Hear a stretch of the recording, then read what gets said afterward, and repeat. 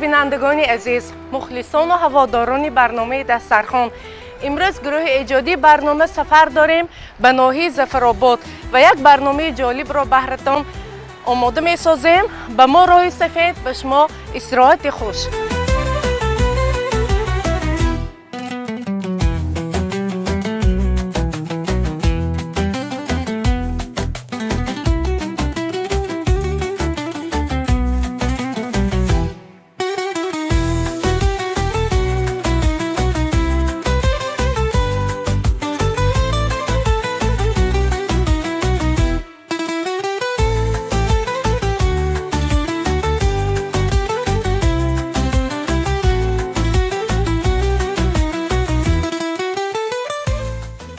چقدر طبیعت زیبا و دلفریب. ما نیز وقتی از اینجا میگذشتیم این زیبایی را ندیده و ثبت نکرده رفته نتوانستیم. واقعا به این زیبایی مینگری، دل از فرح و شادی لبریز میگردد و چشمان آرامی مییابند. چقدر زیباست بهار تاجیکستان عزیز.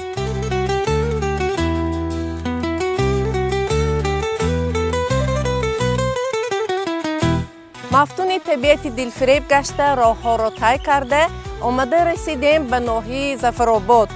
در جماعت دهات روشن ما را کدبان ها انتظارند. همراه می رویم تا آنها را انتظار نکنیم.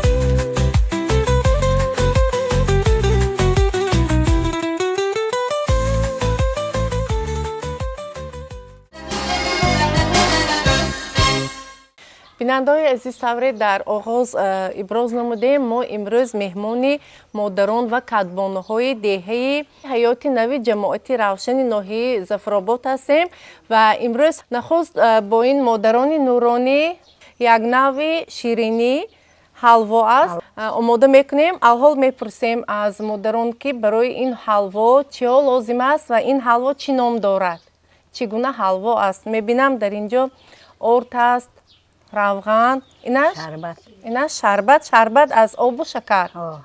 قیام یعنی قیام. اکنون مادر جان بگویید که نخست ما کار را از چه آغاز میکنیم؟ نخست ما کار را اول روغن زرد سوزان میکنیم و ارد می اندازیم، میشکیم. وقتی که سفید شد و این شربت شیرینی می اندازیم با میشکیم و سفید میشه، کوبون میشه. ما این حوله سفید من اساساً از بیبیانم یاد گرفتم ماهان آدمی قشلاق بیاد همه حوله سفید فقط در تویا در معرکه ها بای میکنیم، میشکیم، تیار میکنیم و دسترخوان رو میکشیم. حوله شیرینی سفید میشه، نامش حوله سفید. یعنی از سببی اون که اون رنگ سفید رو میگیره، از همین سبب حلوای سفید.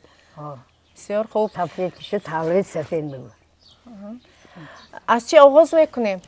انا ارد میاندازیم. ما به روغن ارد میاندازیم. روغن به ارد میاندازیم. شکی بس. این حلوای قدیم است؟ ها، این قدیم، همون پیرای قدیم موندگی. هم ارد همیشه اجیه کنیش.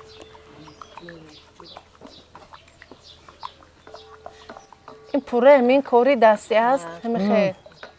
و این در مول باشه دوامی 3-3.5 ساعت بود تیار میشه. دوامی 3.5 ساعت باید آماده شود؟ فقط چی؟ یعنی خیلی کوفته میستیم؟ باید آمیخته شود روغن با ارد؟ همه ارد در افغان و من کم دیگه انزم شد گویا ماماهای مامان دیگه کلام میکنن مول میکنن کیلوش همش بسیار حاضر ما برای چند نفر آماده میکنیم؟ همه اهل می استادی ها یک طبق میشه؟ یک طبق میشه. باز کدام نوع حلواها هست؟ با یا نمودی دیگهش همین روغنی زرد و ارد می انزن دیگ با بیریو میکنن و گشته همین شکر آبی جوش به میشک یا نباته آبی جوش به میشکیم و علوب میپزیم علوب میپزیم و سرخ میشه تیار میشه و حلوای تر میشه؟ هر حلوای تر رنگش هم سرخ میشه؟ رنگش هم سرخ میشه. انما حلوای تر رو در قریب که در همه منطقه های تاجیکستان آماده میکنن. این حلوای سفید رو چی؟ در کجاها استعمال میکنن؟ همین بسیاری هم میمی و رایون عینی بسیار تیار میکنن ناحیه عینی بسیار تیار میکنن و که دیگه ناحیه نمیدونن.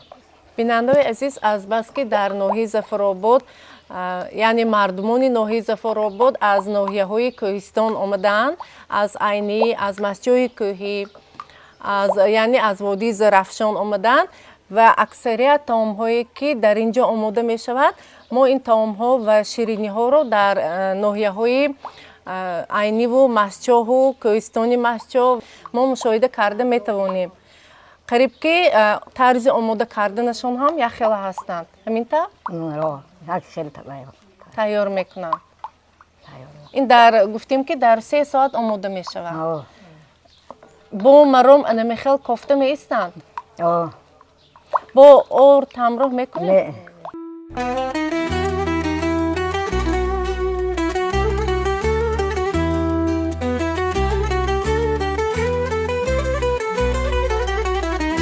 امی حولای امی خیلی میشه سفید میشه امی کووک شده میگیره سفید میشه کووک میشه و شربتش می اندازیم با کووک شده میگیره تو شیرین طعم شیرینش نخ شدگیشه شربت می اندازیم. این باید هم خیلی کووک شده بلند شود. همه میشه دیگه. یعنی مادر جان برای این بلند شدنش دست و بازوانی با قوت در کار است. یک خیلی میکوبند. تا آماده شدن این حلوا با چقدر وقت است؟ تا آماده شدن تیار شدن این حلوا 2 ساعت وقت است. مبارک شما توی به تیاری می مبارک شما ما فهمیدیم که اینجا حلوا شکی بود از پیش شما آمده. رحمت خوش آمدید توی به تیاری هستی رحمت از دایره تا معلوم که برای خورسندی آمدید. البته یار یارانم آوردم نهالی گل یار یارانم این گل جمانم یار یارانم در حولی مرزا گل یار یارانم داماد بزرگ آورده یار یارانم شاخوش کجک آورده است یار یارانم دختر ندیدی ما یار یارانم خلیق کم آورده است یار یارانم داماد بزرگ آورده است یار یارانم داماد بزرگ آورده است شاخوش کجک آورده است دختر ندیدی ما یار یارانم خلیق کم آورده است یار یارانم دختر از آن مایان یار یارانم حق ندارد شمایان یار یارانم.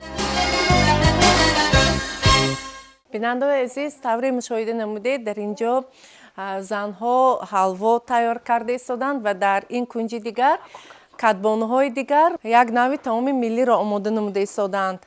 مانده نباشید. این چه نوع طعام است؟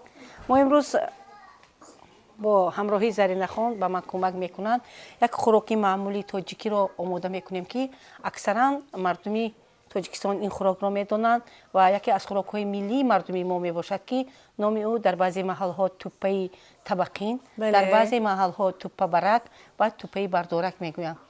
اساسا ناحیه ظفرآباد که ناحیه اهالیش که از همه منطقه ها هستند همه خاصی محلی خودش این خوراک رو میپزد. بله. در اولی بهار این خوراک خیلی سرغذا بوده در همه عائله تیار کرده می شود. آفرین. از چی آغاز میکنیم کار رو؟ ما کار رو اساسا از بیختن ارد камтар орд мебезем. Мана ман алакай бехтам ва миқдор ба як зувола хамири худам ҷудо кардам. Як дона тухм ки ман тухмро омода намедам, алакай ва намакоб гирифта мо хамирашро омода мекунем. хамирашро инқадар сахт мо омода намекунем, камтар мулоим ва зебо бояд хамирашро омода намоем. барои боз кардан осонтар мешавад. вале баъд аз он вақте ки хамирашро омода мекунем, каме дам мехӯрад, мо барои ин тӯпаи худамо зирбак тайёр мекунем. хусусан зирбакро мо аз сабзавотҳо, кабудиҳо ва гӯшти тозаи маҳаллӣ бошад бо беҳтар мешавад. ҳар кас мувофиқи табаш метавонад донагиҳоро ё лӯбиё ё нахудро ҳамроҳ кунад. ин хӯрокамон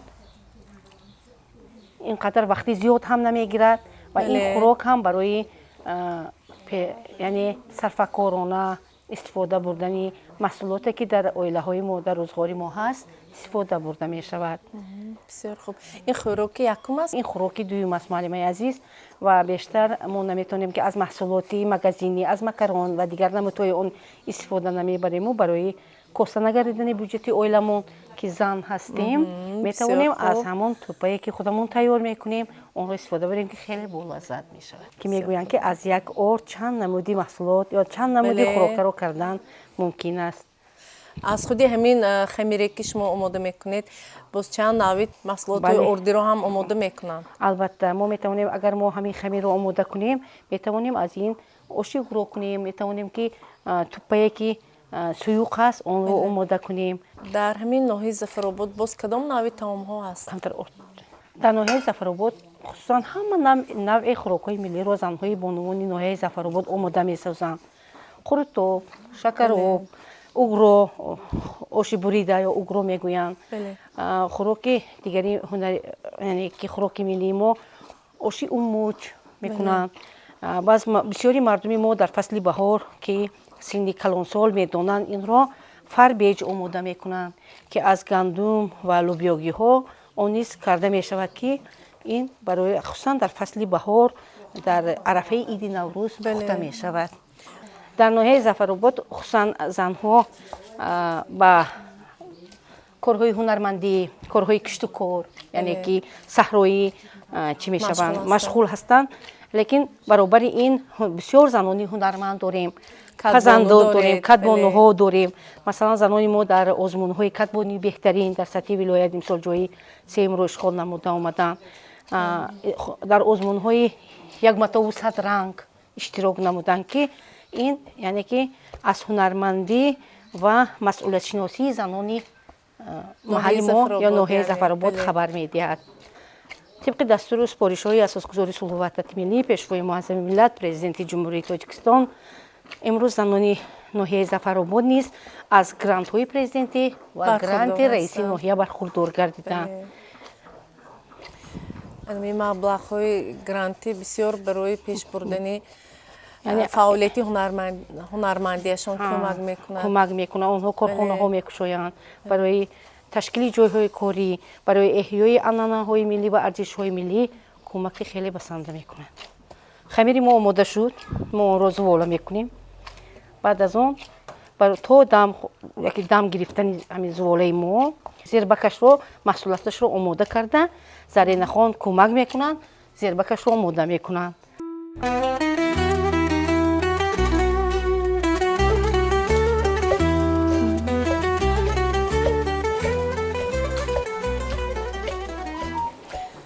мо инро ҳамитавр хамирашро зувола мегирем ва зуволаро барои камтар дам додан мегузорем. ин бояд дам гирад? камтар дам гирад барои осон тӯпа тунук шуданаш.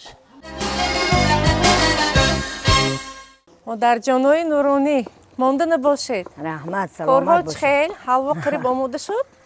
мана ҳавлаи мо қариб сафед шуд, акун камтар шириниш мерезем. бинандагони азиз бубинед, дар ҳақиқат рангаш сафед шуд ва ҳам намудаш ҳам дигар шуд. ин мисли нишоло омода мешудааст. ина бинед, ранги нишоло. акнун чӣ кор мекунем? акун шарбат мерезем, кам андозе, чӣ қадар андоза? нисфш аввал андозе шуд. шарбата дар ҳавло як ҷой мекунем. мана که سخت میشکیم که نبوره.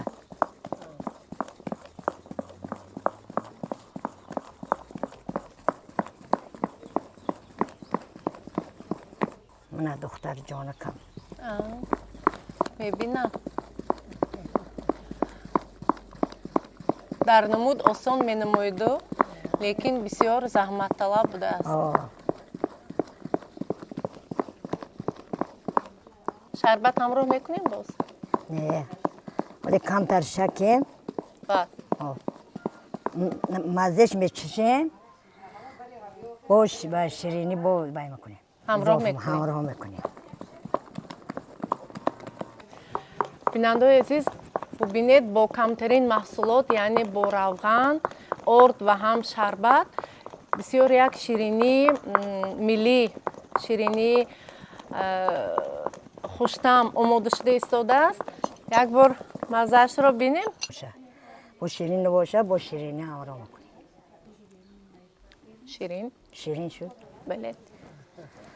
بسیار یک طعمی سبک دارد و طعمی نوتکرار. در اینجا ما مزه هم روغن رو احساس میکنیم و هم شیرینی. بله. روغنی زرد است.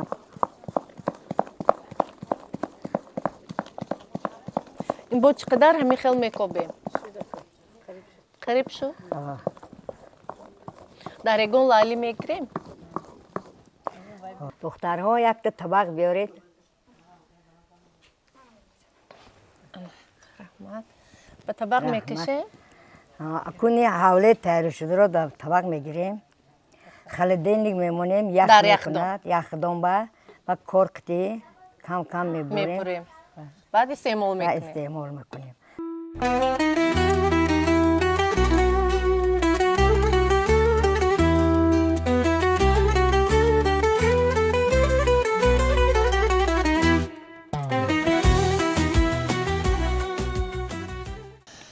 بیننده عزیز اینو ببینید از نیم کاسه روغنی زرد، نیم کاسه ارد و نیم کاسه شربت یک طبق حلوای سفیدک آماده شد و این رو در یخدان میگذاریم. در یک مدت معین یعنی در 4-5 ساعت باید این سخت شود، یعنی بعد اون رو با کرد بریده استعمال میکنند. مادر جان‌های عزیز تشکر برای شما، برای آماده نمودن چنین یک شیرینی زیبای و خوش‌طعم و فکر میکنم که برنامه ما رو تماشا کرده دیگر بانوها نیز همین نوع حلوا رو در خانه های خودشان آماده میکنند، چون محصولاتی بسیار لازم نیست و میتوانند برای اهل عائله خودشان همین گونه حلوا رو تیار کنند. ماندن باشید. سلامت باشید معلم عزیز. انا ما حلوا رو تیار کرده شدیم. کارهای شما در کدام سطح است؟ ما حاضر اکنون برای توپمون زیربک تیار میکنیم که آنقدر محصولات زیاد برای ما لازم نیست. بله. 2 بریده گوشت لازم، 1 دانه سبزی، 2 دانه کارتوشکا و پیاز لازم می شود. این برای چند نفر آماده می شود؟ با این محصولات برای 4 نفر آماده کرده می توانیم. این خوراک ما خیلی کم مصرف می باشد. بله. و من اطمینان دارم که اگر بانوان ما آن را در زندگیشان استفاده برند و می توانند که در بودجه عائله خودشان باز هم فایده های زیاد بیارند و من پیش از همه منتداری خودم را با ماموریت تلویزیونی ولایت سوخت با برنامه دسترخوان میرسونم. همین تجربه یک بانوان یا یک محل رو با محل دیگر امروز می آموزانند. ما از همین تلویزیون یعنی از همین برنامه یاد میگیریم، پختن دیگر خوراک‌های دیگر منطقه ها رو می آموزیم و از تماشا میکنید. البته تماشا میکنیم، در روز استراحت تماشا میکنیم. خیلی انتظار همیشه بعضی برنامه ها رو که ببینیم امروز موجوده خان در کدام محل، در کدام منطقه با کدام بانوان چی میپخته باشند. و امروز نصیب ما زنان ظفرآباد هم بوده است که امروز ما خواستیم یک توپایی که خیلی معمول است بین مردمی تمام کلی تاجیکستان آن را به شما آماده کردنش رو نشان دهیم. گوشت رو ریزه میکنیم، بعد از اون زرین خان با ما کمک میکنند، ما زیربگ آماده میکنیم. پس از زیربگ آماده کردن خوراک ما یعنی توپش رو آماده کرده میپزیم و خوراکمون آماده میشود. بسیار خوب. بیننده عزیز امروز برای من کار نیست، ҳамаи корҳоро худи бонувон карда истоданд. Сабзавотҳоро аллакай Заринахон пок кардаанд. албатта гӯшташро ман реза карда истодам. Сабзавотҳоро ҳам реза мекунем. Заринахон, шумо ин сабзавотҳоро якбор шушта биёред. мо метавонем дар зирбаки худамон аз зирагиҳо низ истифода барем барои болаззат шуданаш, аз кабудиҳо ва дигар намудҳое ки онро дар хӯроки маъмулии худамон ҳастанд, онҳоро истифода барем. Бисёр хуб мешавад. Ҳамин таомро бисёр омода мекунанд дар хонаҳо.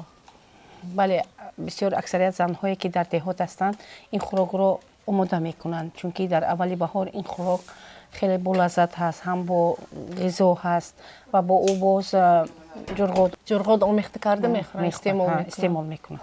Дар баъзе минтақаҳо ҳамин туппаро дар косаҳо тайёр мекунанд, мисли хӯроки якум пешкаш мекунанд. Албатта, вайро боз ваям туппаи суюқӣ мегӯянд. Бале. Вайро дар коса омода мекунанд ки модарам вақте ки омода мекард, ҳамин оши туппаро дар ӯ ҷазза меандохтанд, лӯбиё меандохтанд ва дигар хеле ботаму болаззат мешуд. Донагиҳо бо донагиҳо омода мекарданд. Баъд мегӯянд ки агар ҳамин туппаро бо корд буранд, ин хунукӣ мешавад. Агар бо даст канда монанд, гармӣ мешавад. Яъни мизоҷаш гарму хунук мешавад. Ҳамин хел аст. Дар минтақаҳои мо ҳам мегӯянд ки агар туппаро бо корд бурем, вай бод дорад. Агар ӯро канем бо даст, бодаш мебурад, яъне ки боди хунуку гарм мегӯянд. Ҳамин тавр аст маънавии азиз. Ёд дорам дар кӯдакиҳоям модарам михел волаҳоро боз мекарданд, паҳн карда мемонданд. Баъди чанд муддат вай хушк мешуд. Баъд хел шикаста дар дег меандохтанд ба зирбаки тайёр. Туппаи косагин тайёр мешуд. Занону бонувон ва модарони пешинаи мо ин қадар аз макарон ва дигар маҳсулотҳои макаронӣ истифода намебурданд. Бештар ҳамин туппаи худамон мекарданд ва мегуфтанд ки ҳатто барои кӯдакон ҳам ин хӯрокро маъмултарин меҳисобиданд, чунки мегуфтанд ки ба кӯдак ҳам фоидаҳои ниҳоят дараҷа зиёд дорад мегуфтанд. пиёзро мо ба шакли маъмулӣ чӣ тавре ки пиёз ҳамин хел вай ҳаст, ҳамин хел реза мекунем.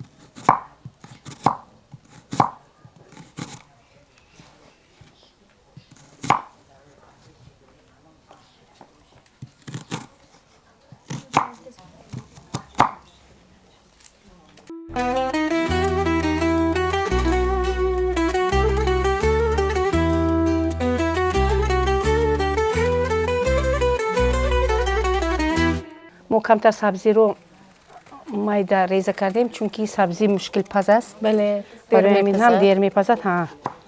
Барои ҳамин ҳам мо барои кори саросемагӣ ё ин ки шитобкорӣ ҳамин метавонем ки сабзиашро камтар майдатар, тунуктар реза кунем.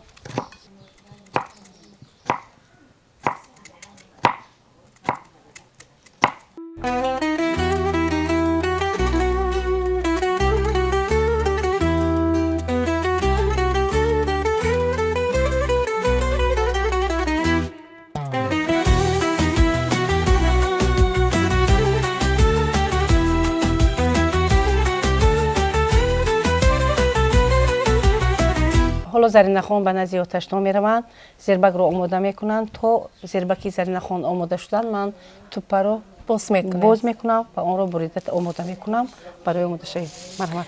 ҳамроҳи Зарина Бону меравем сари оташдон ва таомро омода мекунем.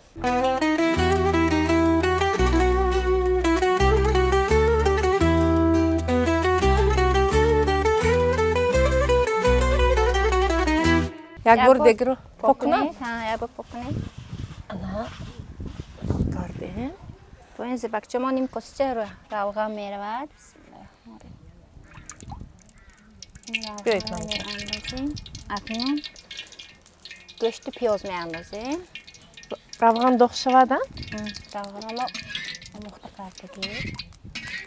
ин равғани омехта аст? Равған омохта. Равғани пахта бо равғани гов.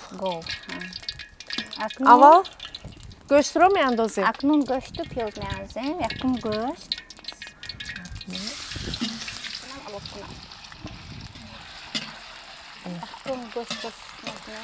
Акнун пиёзро ҳамроҳ мекунем.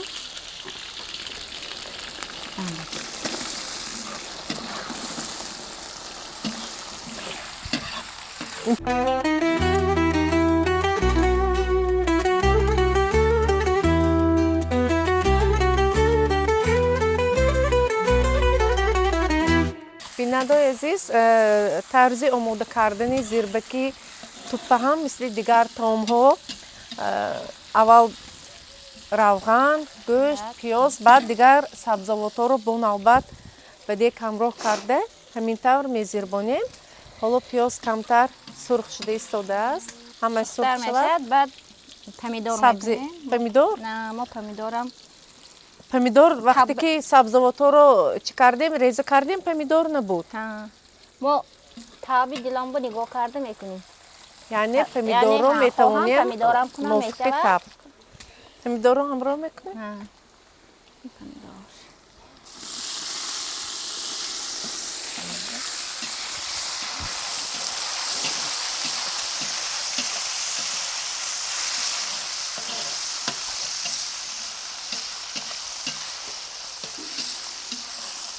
мо камтар намак ҳамроҳ мекунем.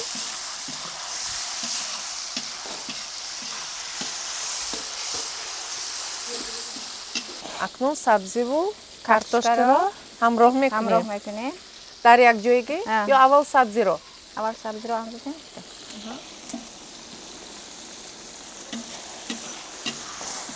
акнун картошкаям андозем. картошкаро ҳам? картошкаям андозем.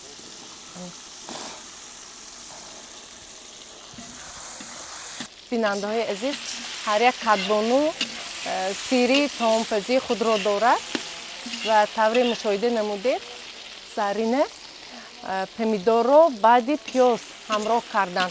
дар баъзе ҳолатҳо кадбонуҳои дигар баъди сабзавотҳоро ҳамроҳ кардан баъд помидорро илова мекунанд. мо дидем ки Зарина помидорро пештар ҳамроҳ кардан. ин албатта таҷрибаи омӯхтанӣ аст.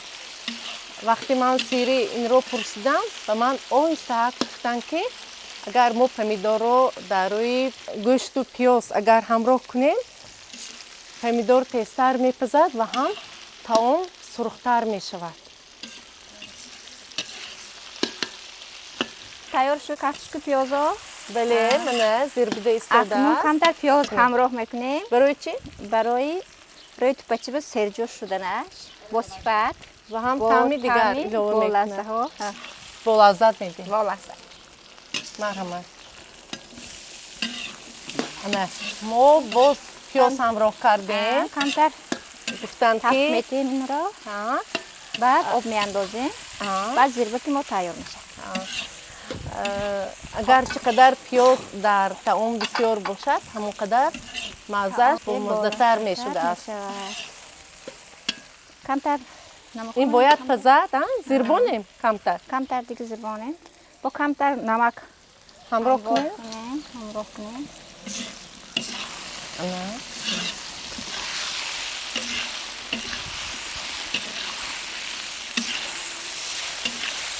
акнун камтар об меандозем. марҳамат. андозе.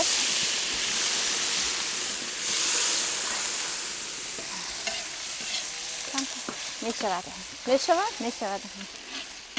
ин бояд чӣ қадар ҷӯшад? 30 дақиқа меҷӯшад. то ин муддат ҳамаи маҳсулотҳо мепазанд. ҳамаашам тайёр мешавад. бинандаҳои азиз, мо 30 дақиқа то ҷӯшидании зирбаки таом меравем ва тупаашро омода мекунем.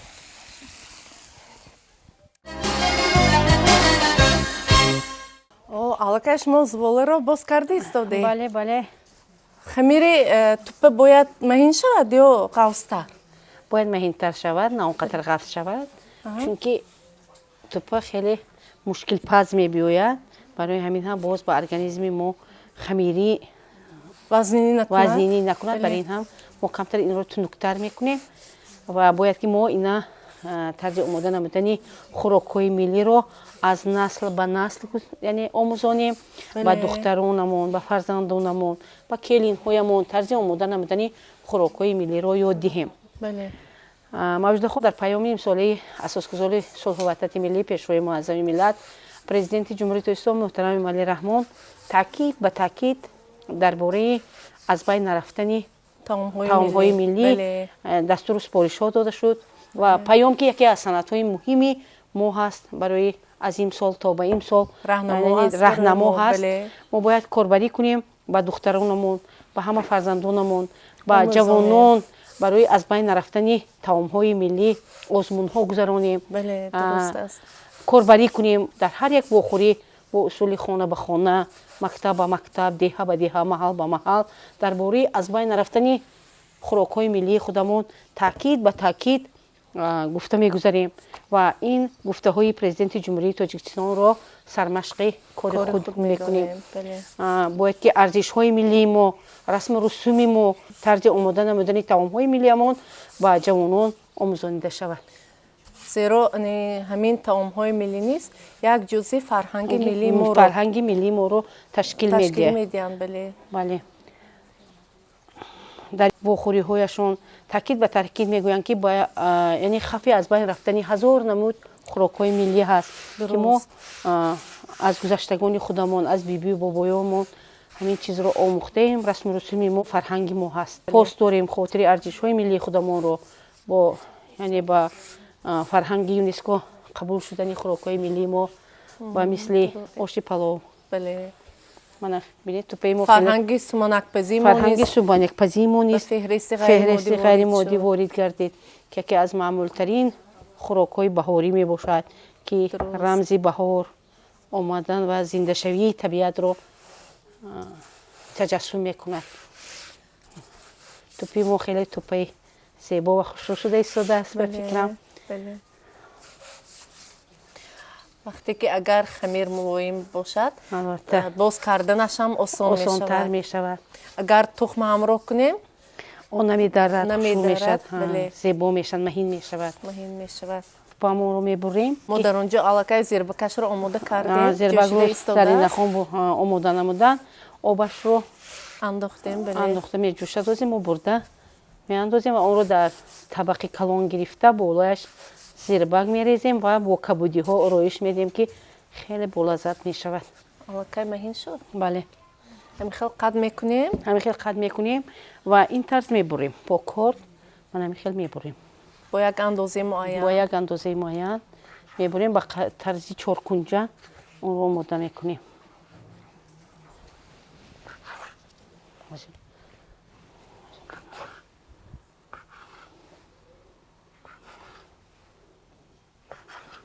ман ҳамин тарз омода менамоям, яъне аввал дароз онро мебурам барои ин ки хушрӯ ва яхела шавад ва онро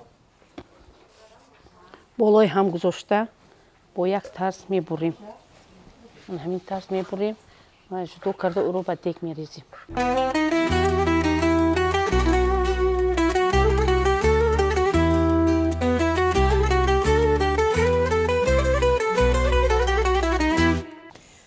ин тупаи мо тупаи бурида, яъне тупаи хунук шуд. бале, тупаи хунук шуд. миҷозаш хунук аст. бале. агар мо дастгатӣ мекандем вай миҷози гармро мегирифт ва онро ба гуфти мардуми маҳал бебод мешуд. бале. ман тупаҳоро сари оташтон мебарам. хуб. зарнабуну чаро гирифтосед? зирбакро аз дег мебардорем. дегро як бо чахкира оби тоза андохта онро ҷӯшонда ба тупачаро меанзем. обро андохтем. дар оби ҷӯшида баъд тупаҳоро меандозем. ҳамихел камтар намак меанзем ба об барое ки тупаҳомо бомаззатар шавад. зарнабону қариб омода шуд. қариб мана об андохтем. ҳозир об меҷӯшад. офарин. об намакам ҳамвор кардем. намакаш маъмул аст. офарин. ҳозир ҷӯшад тупачаро меандозем. зирбакчо тайёр. бо ҳамин хӯроки мо омода мешавад. агар хуб мешуд камтар кабудӣ мегиштед, реза мекардед. дар майдончаи назди ҳавлигӣ бубинед ки кабудиҳо коштанд ва аллакай сабз шудааст. мо барои бомазза шудан, хуштаъм шудан ва ҳам оро додани таом аз ҳамин кабудиҳо истифода мекунем. ҳоло камтар мечинам, баъд реза мекунему ба таом ҳамроҳ мекунем.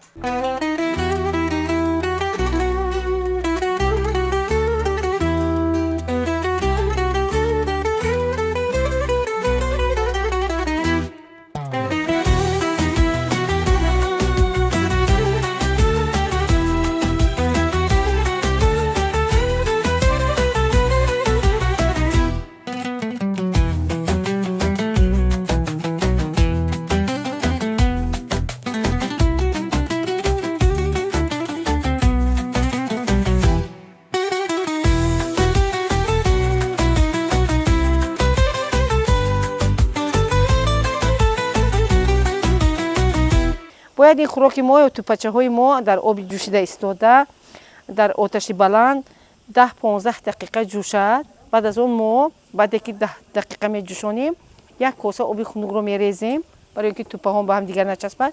اون رو برداشته میگیریم. بسیار خوب. قریب خوراک ما آماده شده ایستاده است.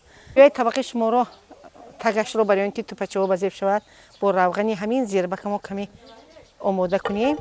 توپچه ما با هم دیگر نچسبد، خشک شود و مزه شود. و ما آب خنک رو میریزیم. آماده شد توپه ما. بعد از اون ما برداشته با توپه برداشته میگیریم این رو.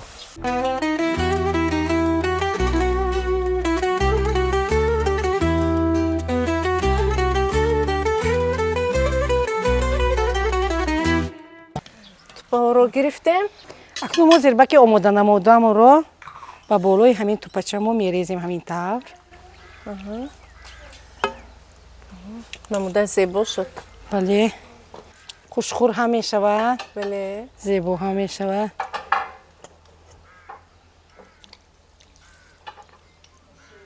با بالایش کبودی می ریزیم.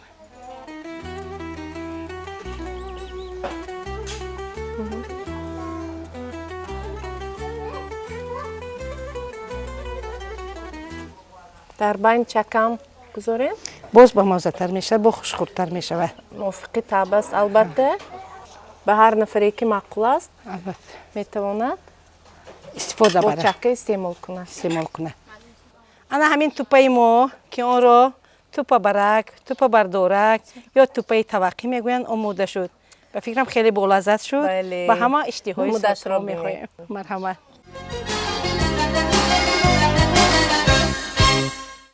بیننده‌های عزیز، طوری مشاهده نمودید در دوامی برنامه ما توانستیم همراه کدبانوهای دهه حیات نوی ناحیه ظفرآباد یک نوع طعام ملی با نام توپه و هم شیرینی حلوای سفید را آماده کردیم و حالا طعم توپه را یک بار میچشیم.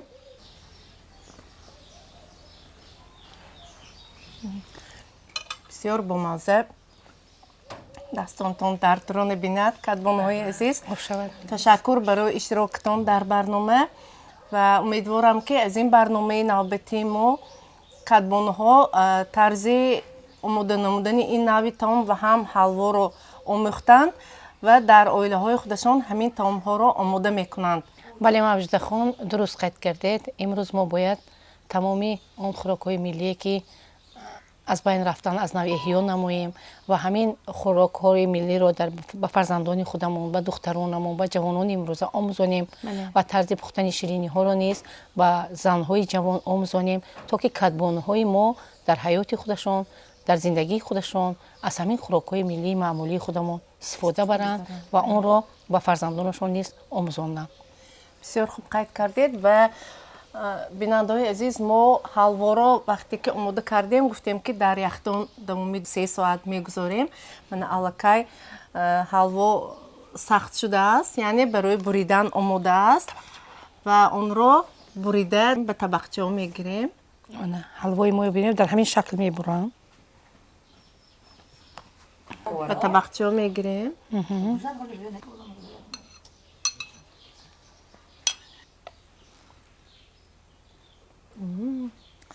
بسیار بامزه.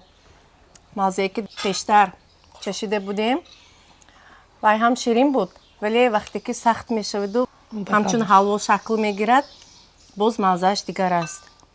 بیننده‌های عزیز، این بود برنامه نوبتی دسترخوان. با امید خانه آبادی شما و هم دسترخوان پرفیض شما تا برنامه‌های دیگر خیر میگویم و یک عکس خاطره‌ای برنامه ما را جمع بست میکند.